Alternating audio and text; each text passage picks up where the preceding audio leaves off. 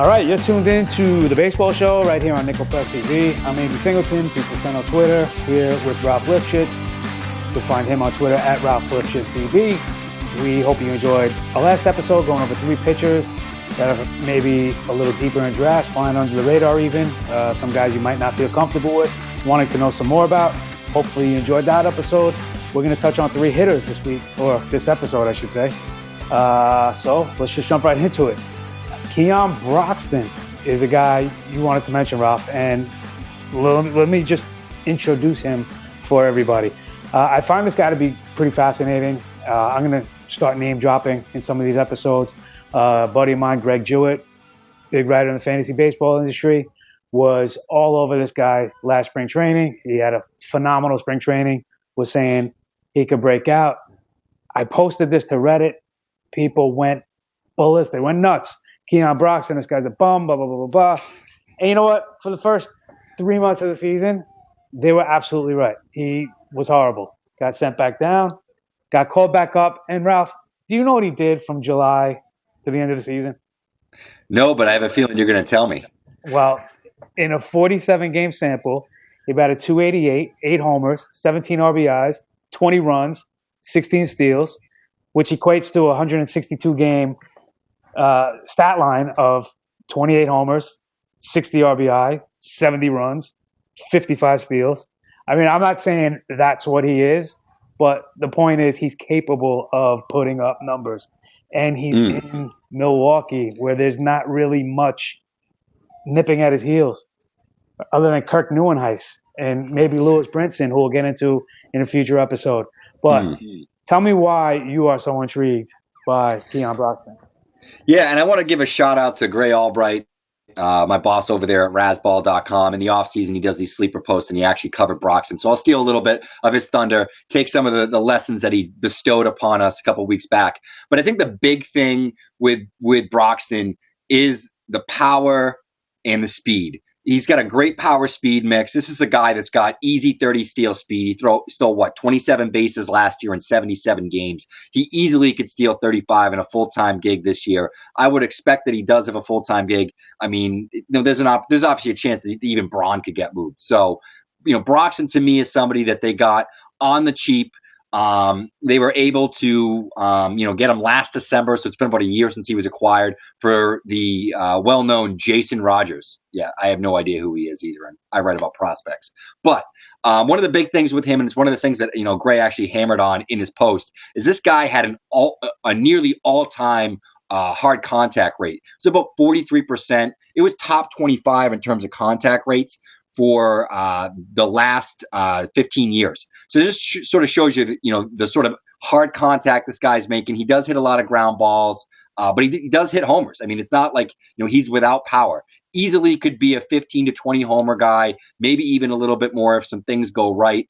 The thing that I like about him is I think he's got a better floor than he's getting credit for, especially in OBP leagues. This is a guy that walked at I believe a 14% clip or so last year. I always look for those high walk rates, especially with speed guys, because that even when he's not hitting, because this guy does strike out a lot. He struck out at a 36% clip last year. But even when he's not, making good contact, making hard contact, he's still going to get walks. He's still going to get on base, which means he's going to get steals, which means he has an opportunity to get some runs as well. But the big thing with Broxton is, the 20-30 upside. This is a guy easily, if some things go right, if his K rate gets down to the 28%, his slash line across the board is really going to bump up. We could be talking about a 20-30 season and another breakout season from an off-the-radar Brewer that we had with, Jonathan Villar this year. Yeah, I think he falls just slightly short of that. I always love to tell people that for me, the breakout years for baseball players are 27 to 30. That's really when you start to hit your power prime and you're in your peak physical condition. Of course, others mature at different times, but just generally speaking, this is going to be Broxton's age 27 season. His average, more or less, as a minor leaguer over his time was 265 with 15 homers, 50 RBI, 70 runs, and 25 steals. I think that's basically what he can give you as a major league outfielder now. And that's not too shabby. I'll gladly take a fourth or fifth, even a third outfielder that's going to give me that kind of production. So he's and just to touch on Braun real quick, you mentioned Braun. He signed through 2021 at a very reasonable contract in today's market. He's making $20 million this year, $20 million next year, then 19, 17, and 15. So I absolutely see Braun as somebody that can be traded. I think it's going to be a little later in the season for a team once that they figure out. Maybe the A's even. Who knows if they were in Encarnacion. But we'll see what happens.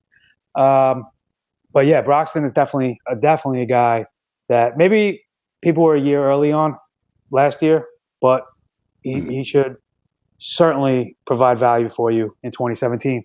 I don't know why this guy's on our list. I really don't know why we're going to talk about him other than the fact that you love Boston and he's on the Red Sox. The big panda, that's, you can take it away from there because I really don't have much to say about Pablo Sandoval. Sure. Other than you had a big poppy, you need a big something, now you got a big panda. So, well, the thing is with Sandoval is his value comparatively really couldn't be any lower. I mean, I was in dynasty leagues last year where this guy was getting dropped left and right, and I don't necessarily blame people. As a Red Sox fan, I didn't want him to sign him in the first place. I had my suspicions about him, but I think it should be said the Red Sox have made a major statement about his offseason and or season and offseason and the work that he's put in over the last 12 months or so, or maybe more like 10, by trading away his major competition at third base. Travis Shaw is now in Milwaukee. Moncada obviously is now with the White Sox.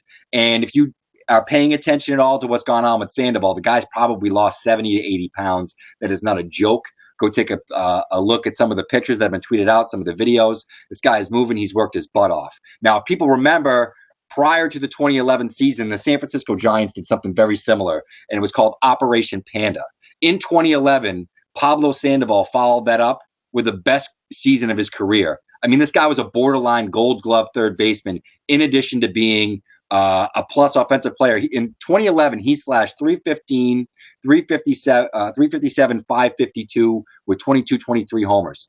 Now, I'm not saying that's necessarily what we're going to see this season, but this is a guy that you could grab with the last pick in your draft more than likely. And he could be a serious, especially in roto leagues, this guy could be a great play as a corner infielder if you're playing in ESPN setups where there are corner infielders, or a utility bat. I'm not saying draft Pablo Sandoval as your starting third baseman, but if he's your bat bench or one of your utility bats, I honestly think there's a good chance that he could have a great season. And worst comes to worst, if he stinks within the first month, you can cut bait with him and move on to somebody better. But I don't sleep on Panda. That's all I'm saying. Yeah, I'm laughing because you said he worked his ass off to lose 70 or 80 pounds. He literally did. He lost 70 or 80 pounds. Yeah, he literally worked his ass off. But I'm also curious, what's his nickname going to be now? Skinny Panda, Little Panda? We'll have to figure that one out. The reason I'm skeptical about it is because you mentioned he did put up some good ratios, but he never really put up great counting stats across the board. He wasn't a big power guy. He had some runs driven in, but he was never a big home run guy, anything like that. He was a slightly above average regular season player for fantasy, but he was phenomenal in the playoffs throughout his career.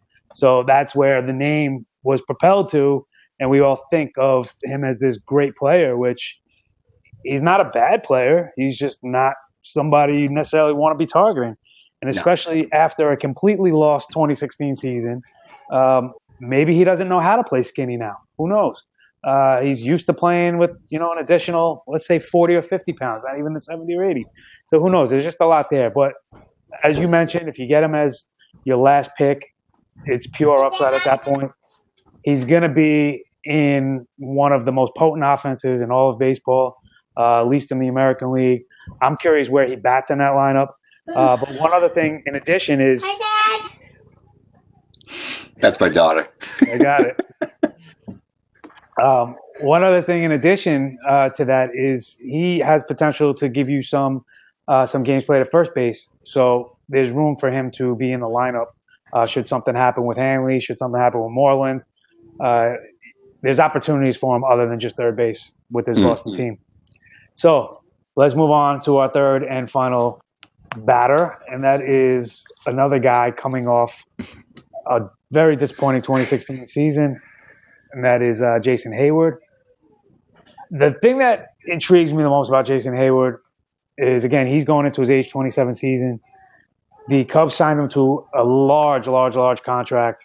And up until last year, he's not been phenomenal. He's been reliable, and he's been consistent, and he's been very good. And this was all at a young age. So we were expecting him to go up, not down. Now he's getting to his 27th season. The A's have gone all in on him. I don't know if it was because of the financial obligation they made to him, or if they believe that he's in for a true rebound performance this year. But wait, everybody. Go downstairs, honey. But good if you want to go. That's all right. But they didn't care at all that Fowler left. They let him go. So that tells me they fully intend on Jason Heyward being a complete bounce back candidate this year. So what's going on with you with Hayward? Why is he somebody that people should be interested in? I think he's a lot like Sandoval, that he's somebody with a track record.